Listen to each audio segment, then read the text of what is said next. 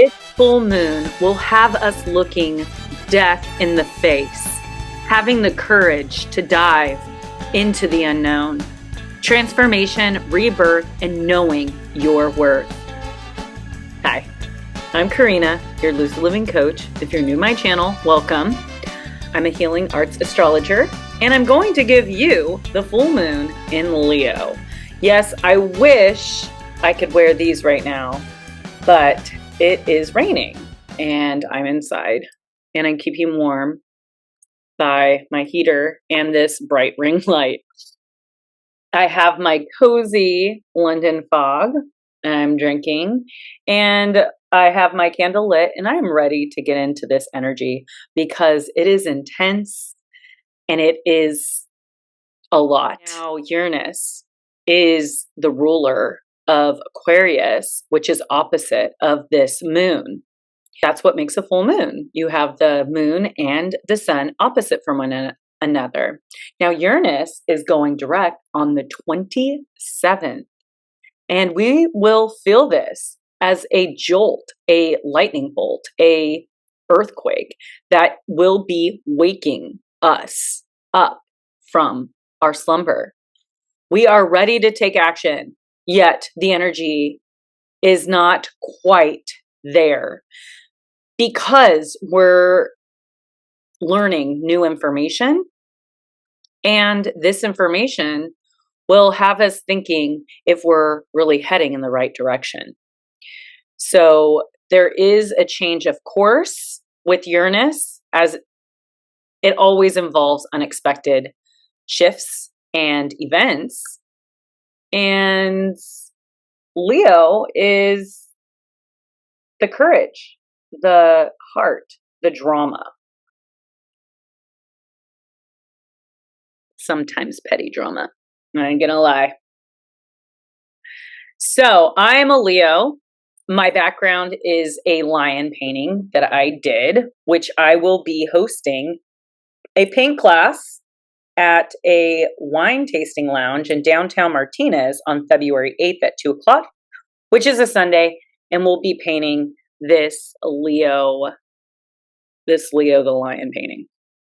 Now, it's very close to Valentine's Day, and Valentine's Day has to do with matters of the heart, which is Leo, which is opposite of Aquarius, which do not know why they put Valentine's Day in Aquarius season, because Aquarius they're more intellectual. They think more with the head than they do with the heart. And yeah, so it makes it not as romantic of a day. This Leo's ruled by the heart. Uranus is ruled by intellect and also the ankles in the body. And the sun and the moon, you know what? I think I'm going to pull the chart up because I think you guys really enjoyed that. So we have the moon opposing the sun and Pluto, which are conjunct. Now, Pluto is the planet of transformation, death, rebirth. The sun's ruler, Leo's ruler is the sun, and the sun is opposite from its home in Aquarius. I've been definitely super tired the last day and a half. I am a rising Leo, so I had, that transit through my 12th house, and I always seem to be tired with the moon transiting my 12th house, coming up on my new start, my new beginning, when the moon comes up to my sun. Now, the sun and the moon is square. I'll show you. So here's a square to Jupiter, and this is a square to Jupiter from the sun as well. So you have this opposition, and you have two squares to Jupiter. Now, this, you really want to be careful with doing too much. With Jupiter in Taurus being the five senses, and just overstimulating yourself with either overeating, overdrinking, overspending, overindulgence, or an overinflated ego that leaves you alone because of your lack of forethought about the people around you that might get hurt. during this time of I don't care, I'm having fun. Don't let the good times ruin a good relationship. And if you plan on cheating, you will get caught. So, yeah. The sun is opposed to Pluto, which is intensity. Okay. It's transformation, knowing your worth, and not tolerating anything less. See the Pluto right here? And relationship problems could come up, disagreements, even within friends groups or communities. Emotions can get out of hand. They can be dramatic, like this full moon. So petty drama alert. And Mercury is square to the north node and the south node. There's something going on here with our communication and where these nodal points are, which is one about ourself and our identity and how we go about things alone, and also including our relationships and others. So this could be conflicts or hardships to help clarify your awareness of your purpose and mission. Okay, so I'll give you a quick little story. All right, so this is a really good example of this Mercury square the nodes. I had a conflict with an instructor at my gym. Now, I go to the gym all the time. I take classes all the time, and I am never late. However, I always see people come in late or leave early. And there's so many different kinds of instructors, but I never experienced or saw an instructor. There was one day I was late because I had just gotten over the flu after a week of being out of the gym. I was like needing to get back in my routine, and it's muscle memory. It's good. Go. And so I was like, okay, I'm going. And I walk in, I grab the mat, and I was sneaking off, just quietly like everyone does. I've watched other people do it.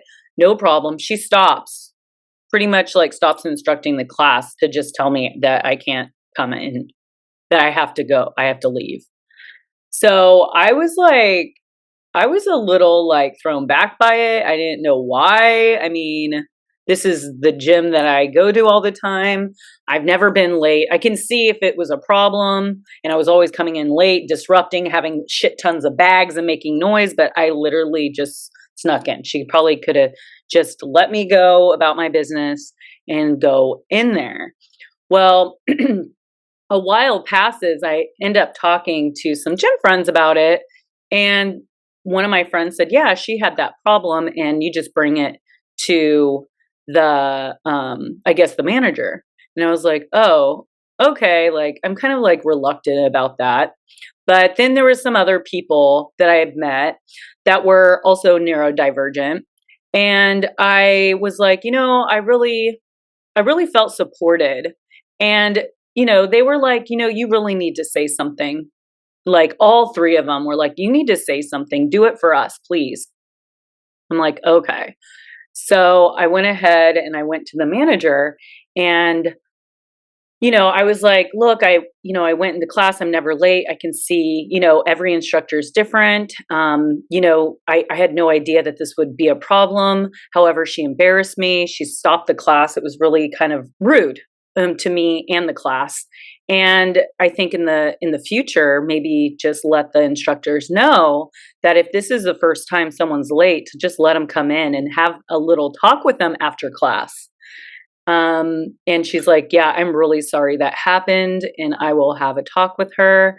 And, everything was just really mature and really nice. And, the instructor didn't even ask me if I warmed up.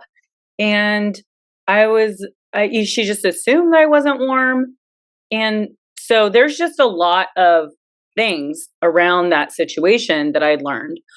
One, it's good to not be in your head and not speak up for yourself. And also, when you're not speaking up for yourself, you're also not speaking up for those other people that are not speaking up for themselves. So I think that I learned a lot out of that situation of just like communication and knowing that I'm not alone. and having the support and being heard, and not being so hard on myself and overthinking. So I just wanted to share that experience just for any of you that have had similar situations where you don't feel like you were in the wrong. You don't feel like you should have been treated the way that you were. And there are things like that manager was very understanding about the situation, and she saw my point. And I also saw the instructor's point. Like, I know that she's just trying to protect me, but there's ways to do it without being rude, disrespectful, or embarrassing, because not all brains are the same. Let's get into this Mars square. Okay, so here's Mars, also a square because Mars and Mercury are conjunct, which we want to kind of be careful with, like just popping off at the mouth and not thinking before speaking, because we can get in arguments, we can get in disagreements, we could shoot ourselves in the foot. But Mars is square the North Node, so you are invited to navigate the tension between your assertive drive and your karmic growth. What is it that you are driven for? And what are you working hard for? And is it part of your destiny or divine path? You may be working, putting all your energy into something that is not in alignment with your divine path. And if it's not, you will continue getting the roadblocks and closed doors. So we really want to be listening to those clear signs to shift, or the universe will continue to redirect our steps. Listen to your higher self. We will have the desire to push things forward, but the energy is moving slower than we'd like right now. But it's making sure that we're putting our drive into the correct things. It's kind of redirecting our course of action. Is love what you do and do what you love.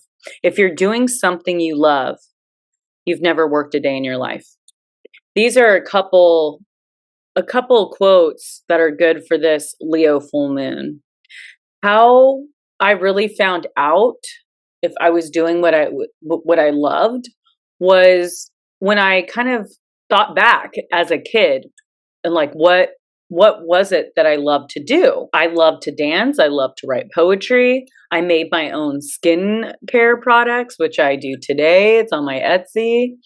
I made playlists on my boombox cassette tapes when the radio would come on. I made vision books. I had this huge book and I would cut out pieces from the magazine and glue them in my book. And I had like my house and like what my kitchen looked like, my bathroom. Like I was like detailed at making these vision books. And I love to make my friends feel beautiful by doing their hair and makeup before school. I loved working and cleaning my neighbors' houses for extra money so I can buy all the junk food that my mom wouldn't buy. And I loved being creative. I used to sell my rocks. Like I would collect rocks and paint them and sell them. I mean, I was constantly doing something that was creative, and I am the same way today.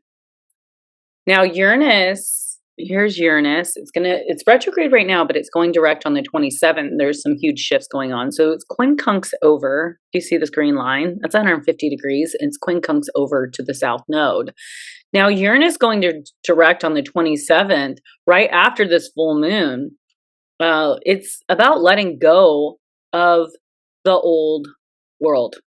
Working for money, the token economy of slaves, to knowing their value and time and work and hard work towards your passions and your purpose and your purpose-driven life and career. Getting out of your own way, sudden insight. And I think lots of people will be quitting their 9-to-5 jobs. That makes them really die daily, not in a good way, but like a slow chisel to their soul. I think releasing the old constructs of the old world and trust and embrace life to the fullest with sudden changes of heart, changes in career, changes in jobs, changes in relationships. Look where Uranus is transiting for you in Taurus. Or you could order a transit reading from me at lucidlivingmovement.com. Now, here's Saturn. Saturn is also quincunx, but it's quincunx over to the moon. And so Jupiter is a planet of expansion, Saturn is a planet of restriction, and there is another quincunx, which is 150 degrees. And these two energies have nothing in common.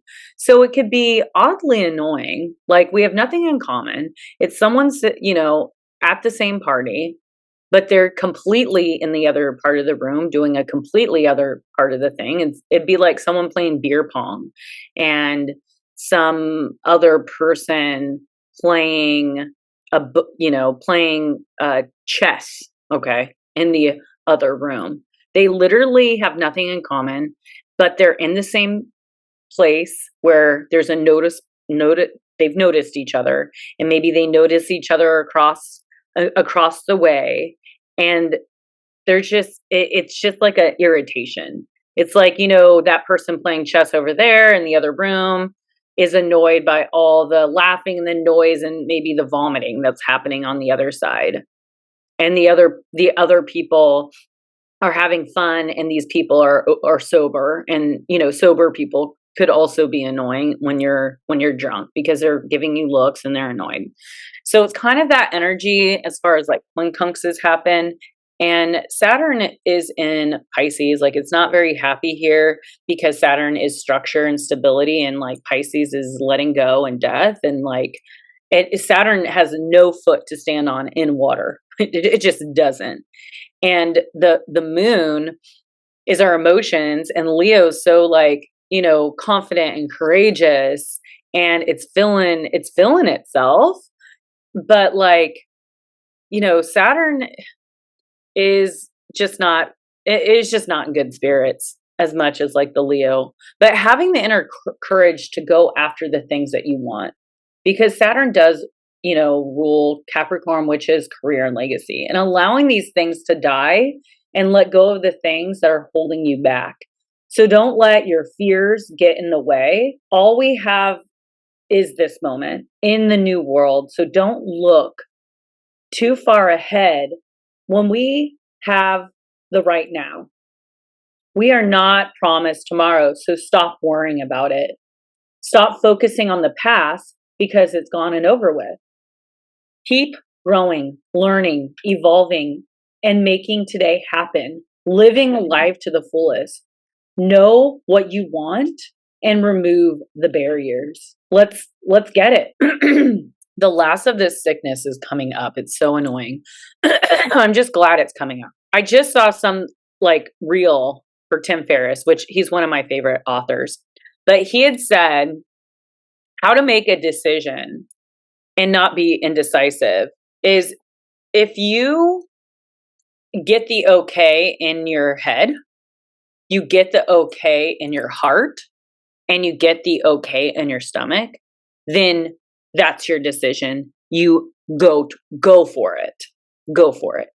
But if you don't have all three, then that's where the indecision lies, because it's a part of like, I don't know if this is a all-in thing. So I really liked that, the head, heart, and stomach, because there's been so many times I've made decisions on my heart, but then my gut was saying no, or I made it on my heart, my head was saying no.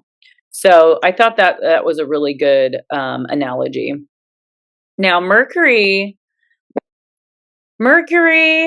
Mars is trine over to Uranus, and our minds and our actions know how to make the shifts, and has the energetic support from these two planets to create some chaos in our favor. So take the necessary steps to move into your future direction aligned with your values. For example, like I lost a client today because she lost her job. Well, it was unexpected, right? Unexpected on both of our parts, but I'm sure more for her because I have multiple clients and she has a job. So in that, the universe acted in her behalf and maybe eliminated that job because there's something better for her. and she just doesn't know what that is. Or maybe she does know, and she knows that she needs to focus on that.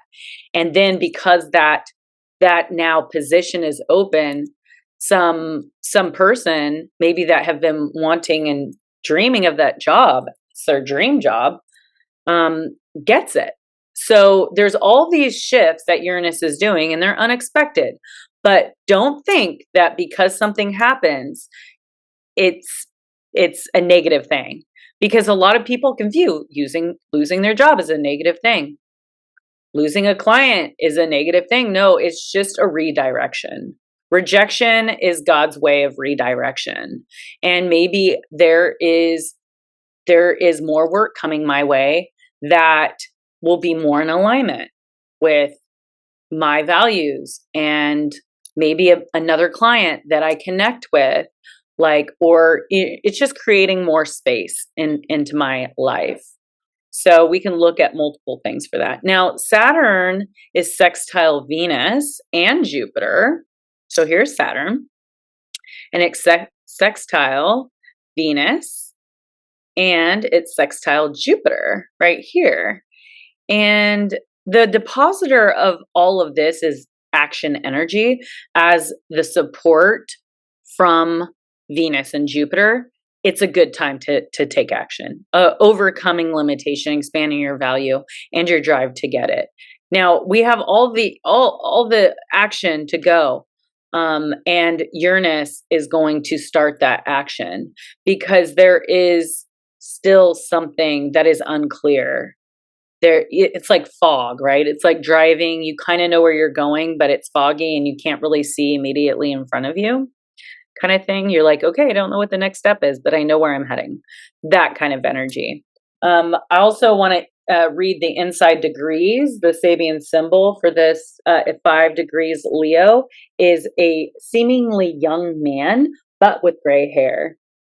When different sides of the soul have developed to dramatically different points, you become a strange mix, a hybrid brew, simultaneously ancient with wisdom and vibrant with youth at best, or perhaps at once aging rapidly and still unformed.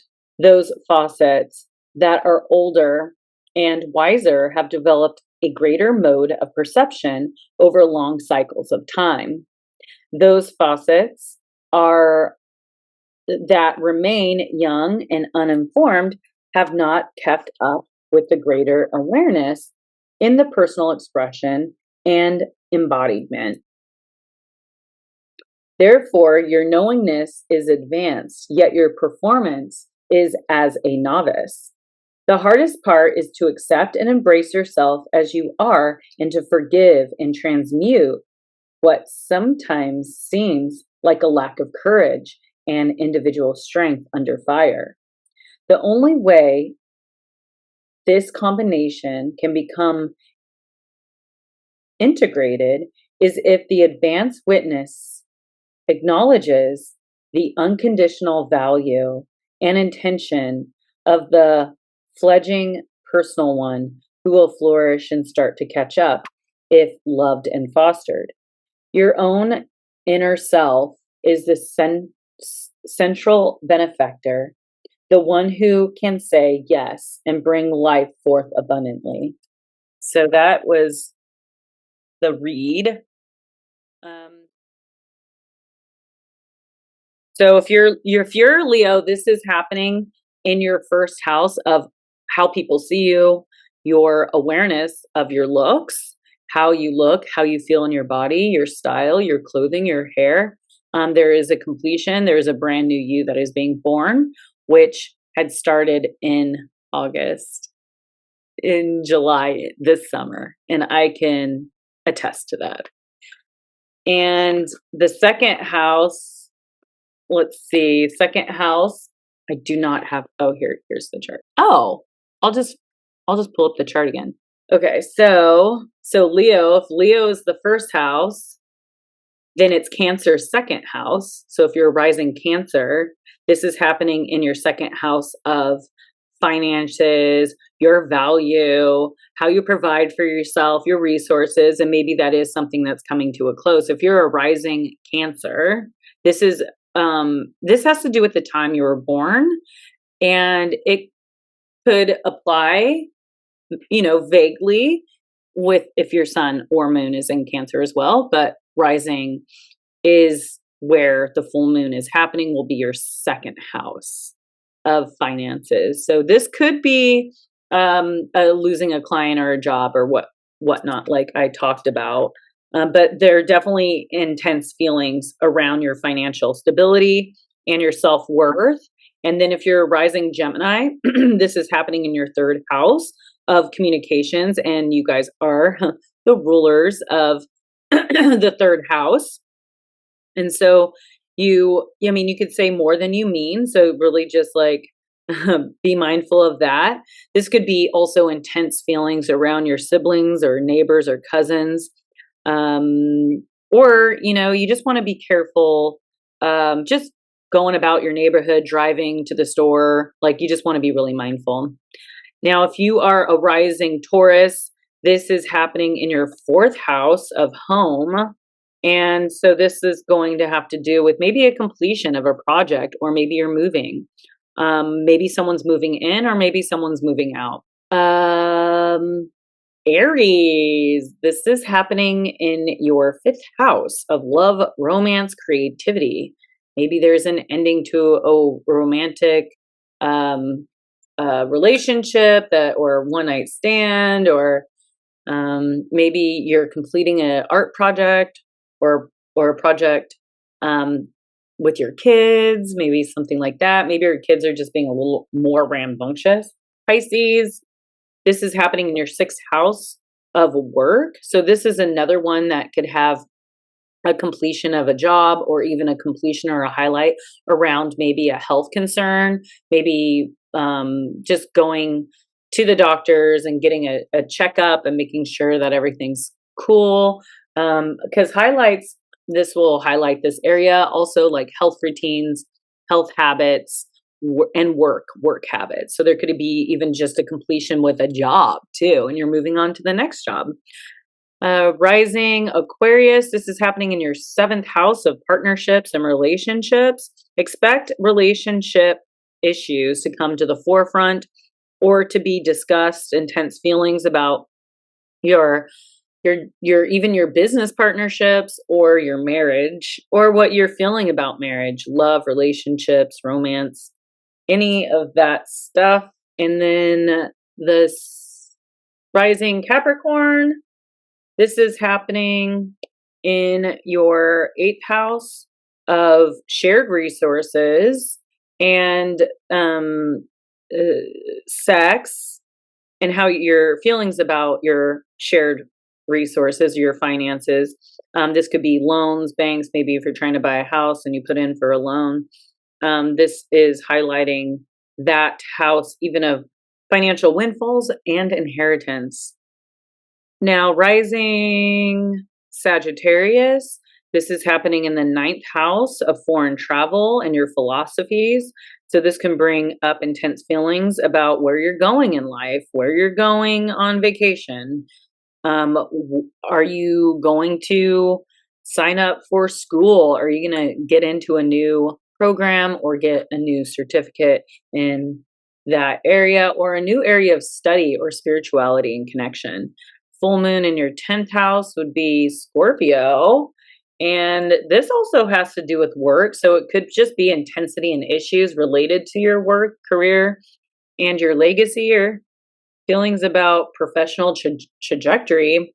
You definitely, your workload and how it impacts your home life. Maybe you're just doing too much. Feelings about your work in the world too. Libra, this is happening in your 11th house of networks, groups, friendships.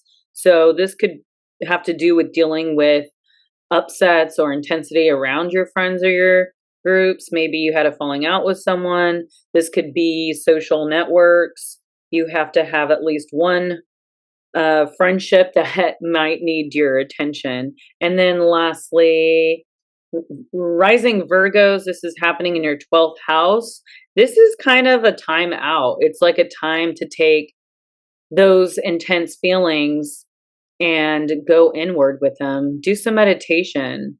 Really kind of dig deep into figuring out like what's stopping you, your fears, your self-sabotage, it's the house of undoing. It's also like our karma, things that maybe that it's kind of the 12th house is where things go when we don't want to deal with them. So forgive yourself and forgive people every day. Keep life ticking over and your need for peace. So I'm going to do some card readings, and how are you guys? Oh my God, I am so tired. Sorry. It's probably reflects too. And just like my speech, I keep falling asleep and I have a headache. So annoying. I woke up like so crazy. Like I went to the gym and everything and I drank my juice and I drank lots of water and I ended up waking up like super dry. Like my mouth was dry, like dehydrated. I was like, what the heck? Let me check this weather, solar weather, see what's going on because I have a headache and I never get headaches. Maybe it's the vitamins that I just started taking. Let's see. Is there any solar activity? Okay, maybe. We have a little coronal hole. Yeah. Okay, so there was a past 2 hours, there was an M-class solar flare. Okay. Okay. Radio blackout. What are they talking about? I don't know. I'll look into it. I'll post something on my Instagram. But if you're looking and getting a reading, you can head over to my website at lucidlivingmovement.com. And this is the Queen of Swords. Okay. Yep. Lots of intellect, definitely. Lots of things going on. Upstairs for us, I think. And then the Queen of Swords is about carrying nature's intelligence. I perceive truth, understanding, intelligence. Now, the Queen of Swords sees the bigger picture. Her mind eliminating even the furthest horizons. A quick thinker in the pursuit of truth, she inspires your innate understanding that you are not separate from nature's intelligence. We are made up of organic matter. Like nature, our beings embody the universe itself. Therefore, you always have had and always will have the wisdom accessible to you, radiating this potential like the sun. You have arrived within yourself through solitude. You have grounded yourself in independence, independent thought that exudes maturity. With the cactus resilience, you like to get the core of the matter with yourself and others. You see things as they are in a clear daylight. You are direct and honest. You can rely on your logic and sharp perception to continue to grasp the world around you without distortion. After all, your mind represents the microcosm of the macrocosm intelligence. You know who you are. The radiance tip for this card is spend time in nature and observe its intelligent magnetisms around you and within you. Yeah, can't wait until the weather becomes better so I can do some backpacking. Seriously, I need to be in nature.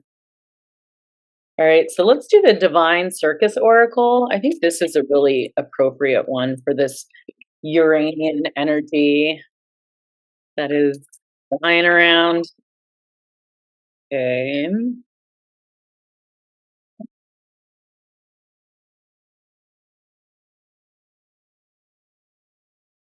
Date with destiny. Yes, that's very true. We are having a date with destiny. 42, 43, sorry. Out of the ethers and into your life, she arrives now because you have a date with destiny. She is a mysterious creature. Her ways are wild and her guidance is true. She may create chaos from which a new order can emerge, but there is no need to fear. She has come to inspire, uplift, and direct you. A date with destiny is a big deal. It's the moment when you realize there is something helping you out, something intelligent, powerful, wise, and no matter how empowered you are, something even more powerful than your own efforts. The oracle of date with destiny means that all bets are off. Nothing is held sacred and anything could happen. If you are a control freak, this will probably scare you witless. So you need to know something important. You can trust the destiny's intervention on your behalf, even if her work seems to cause your best intentions to go astray. Trust and go mad because you cannot control her. And you do not need her. Your divine destiny is your best life. It is you in the fullest and most beautiful creative expression possible. It is what you want and need, even when you don't immediately realize it, even when that is rather difficult to what you once thought you wanted and needed. Hers is the guiding hand closing the wrong doors, sometimes slamming them abruptly in your face. And that is clarity. Nurse your ego when that happens, but let your soul shout with glee because you'll know it's the calling card of destiny, and then you'll open the right doors for you. She isn't, despite most people's fears, a sadist, but she will dance through her life in her big stomping combat boots, even if that means causing some pain now to avoid a far greater pain later. The appearance of havoc or mayhem is just a sign that she's at work on the divine. Realignment assignment. Her every move, even those incomprehensible to the mind, is deliberate and divine. When this oracle appears, you are on a date with destiny. The universe has heard your prayers in your heart, and life is going to answer them by rearranging what needs to be rearranged to sort out whatever has been troubling you. Make sure you let it happen. You are not meant to feel in control. Destiny is exciting, unpredictable phenomenon. You are probably going to feel a sense of instability and the feeling that things are just going to change. You are right. If you allow destiny to take your hand, she'll guide you into the places you really want and need to be. If you cannot trust her, she'll push you, prod you to get you there anyways, but you just won't enjoy the journey quite so much. The more you allow yourself to trust in her, the more you will release that the universe is working with you rather than against you. And if you are willing, it will show you the time of your life. Uranus going direct this week. Oh my God, I just love these streaks. My date with destiny is full of the most fun, joy, passion, purpose, and play that I can have while it's being me. That is so full moon in Leo. I love this card. All right, let's go to the Flower of Life, just to give me a smaller read and give my voice a rest real quick. Whoa, whoa. Divinity. You are always connected to your infinite stream of divine guidance. Still yourself for a moment and allow it to flow to your awareness. Imagine a point of light within your heart center. See it growing into the golden flame. Feel its beautiful warmth, sending waves of relaxation through you. This is your light of love, a guiding presence that is always with you. Allow your being to rest in this place. Trust this light knows you, allows revealing your truth and essence to you. All right.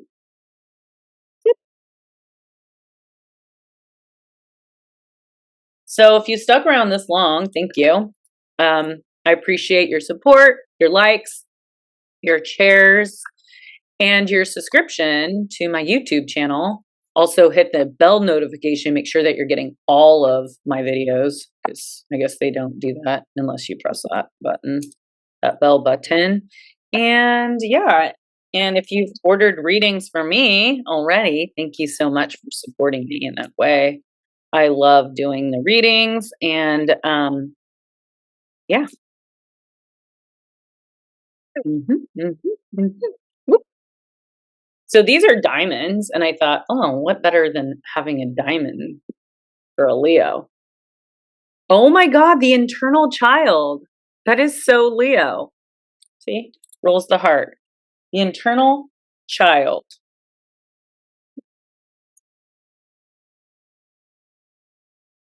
All right. The internal child.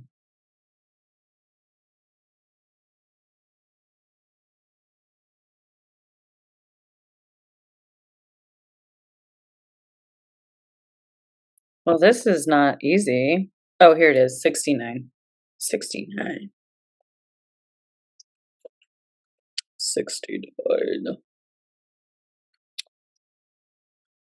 Okay, the inner child, the child of joy. The internal child is connected to the timeless, ageless, and infinite aspects of life. It is radiant and fearless and seeks joy above all else and at all costs. It struggles being bound to an aging body with physical limitations in a world that demands attention to detail and logistics. The internal child wants to mix all the roles and responsibilities and go beyond what others say is possible. It wants to return to the land of the free, where divine wine and creativity pour from the earth and sky. We all want to sip from the well of eternal youth. And that makes the internal child naturally popular, perhaps even famous. The internal child glimmers. It reminds us of what is possible, what is magical about this precious life. So when we're really feeling in this kind of Leo energy, we're feeling joyful, playful, accepts all, and magic.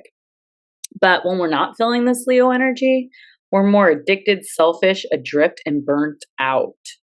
And how to go deeper with this is Peter Pan, Rumi's Has Anyone Seen the Boy?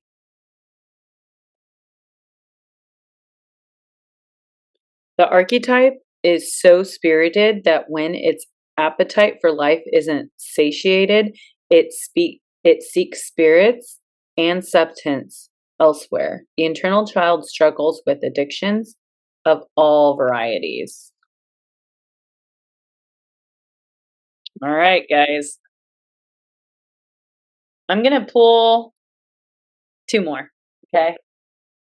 Because I really feel Alice in Wonderland kind of goes with this interesting energy.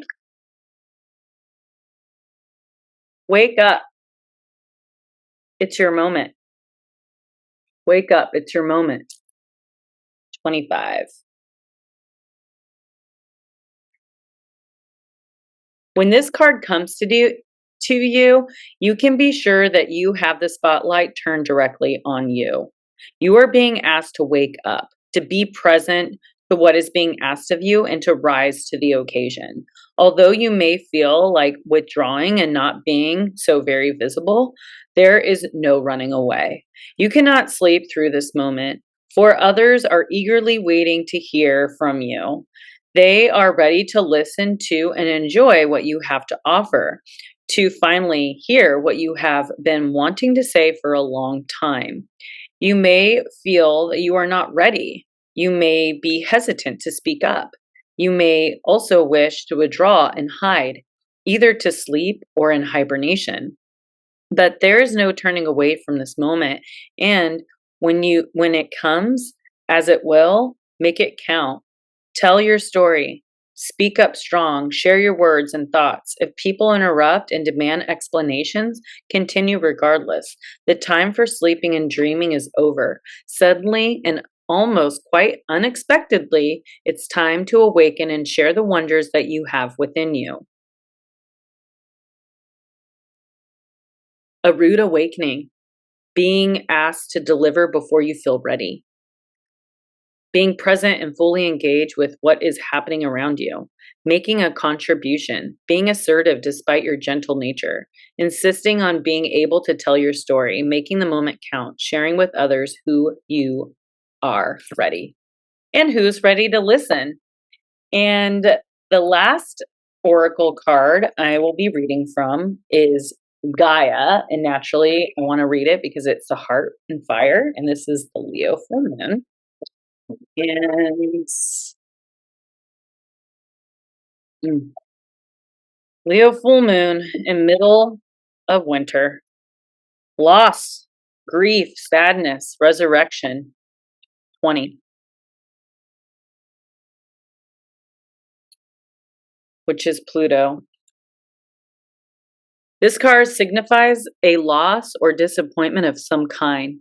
Perhaps a hope or a dream you had now seems destined to fail. Or perhaps someone that you love moves away, or a partnership seems likely to end.